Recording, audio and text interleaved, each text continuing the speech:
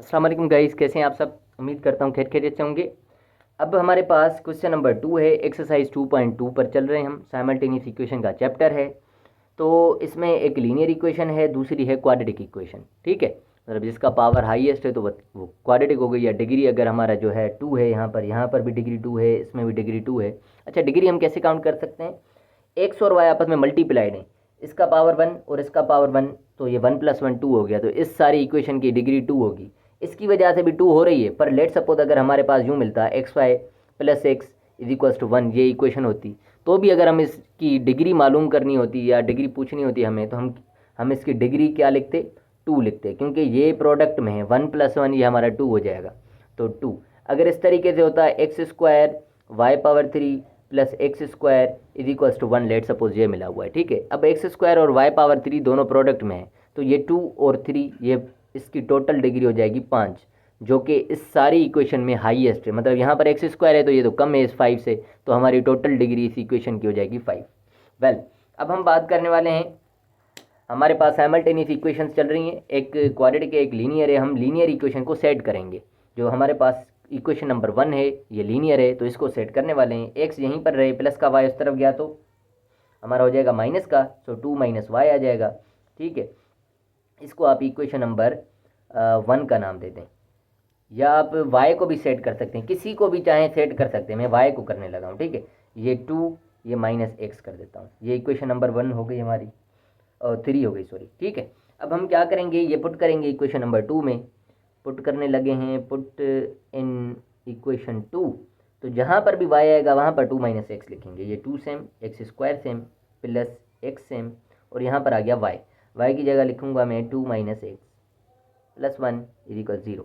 ठीक है, मैं उसको भी कर सकता था, x के बराबर लेके x को भी कर सकता था, पर यहाँ पर x² है, फिर ये थोड़ा सा लेंदी हो जाता है। ठीक है, स्क्वायर करना पड़ता है, स्क्वायर का फार्मूला लगाना पड़ता है, इस वजह से मैंने इसको नहीं लगाया है। ठीक है, वेल आप कर सकते हैं जो भी चाहें।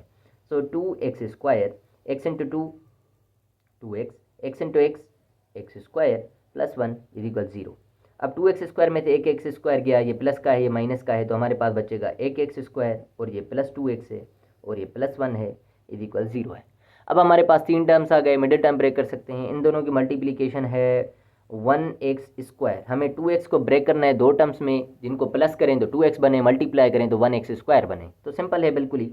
x², यहाँ पर 2x है तो अलग अलग लिख लें, x plus 1, x plus x हमारा 2x हो जाएगा, x इंटू x² हो जाएगा, और इनका कोएफिशिएंट 1 है तो 1 इंटू 1 1 ही हो जाएगा। तो अब हम कॉमन निकालने लगे इनमें से।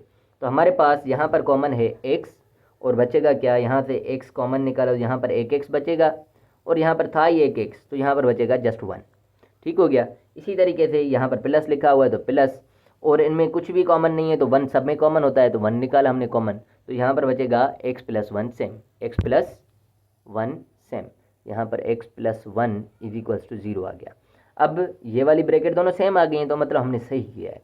हम क्या करेंगे, ये वाली ब्रैकेट इस टर्म में भी है, इस टर्म में भी। अब हमारे पास सिर्फ 2 टर्म्स नज़र आ रहे हैं ना, ये एक टर्म है, दूसरा ये टर्म है। ठीक है, यहाँ पर बीच में प्लस है तो बस फिलहाल 2 टर्म्स हैं। अगर मल्टीप्लाई करेंगे तो फिर ये 4 टर्म्स बन जाएंगे, पर फिलहाल के लिए हमारे पास 2 टर्म्स नज़र आ रहे हैं। अब इस टर्म में भी हमारा ये ब्रैकेट कॉमन है और इस टर्म में भी ये कॉमन है, तो हमने टोटली ये ब्रैकेट बाहर कर दिया। यहाँ पर ब्रैकेट बाहर निकल गया तो क्या बचेगा, x, और यहाँ से बाहर निकल गया तो यहाँ पर बचेगा 1 इज इक्वल 0। अब x प्लस 1 दोनों सेम आ रहे हैं, तो मतलब एक ही x प्लस 1 इज इक्वल 0 कर देते हैं। प्लस का 1 इस तरफ जाएगा, माइनस का 1 हो जाएगा। इसमें से भी हमें सेमी रूट मिलेगा तो बस नहीं लिखें। ठीक है, एक ही काफ़ी है हमारे पास। ठीक हो गया। अब हम क्या करने लगे हैं, इसको पुट करने वाले हैं इक्वेशन नंबर 3 में। Put in equation 3 to get the value of y। So y is equal to 2 minus x की जगह हम क्या लिखेंगे, -1। ठीक है, मतलब मैंने क्या किया है, x का वैल्यू लिखा है x की जगह पे, जो कि माइनस का था, फिर मैंने इसे ब्रैकेट में रखा है।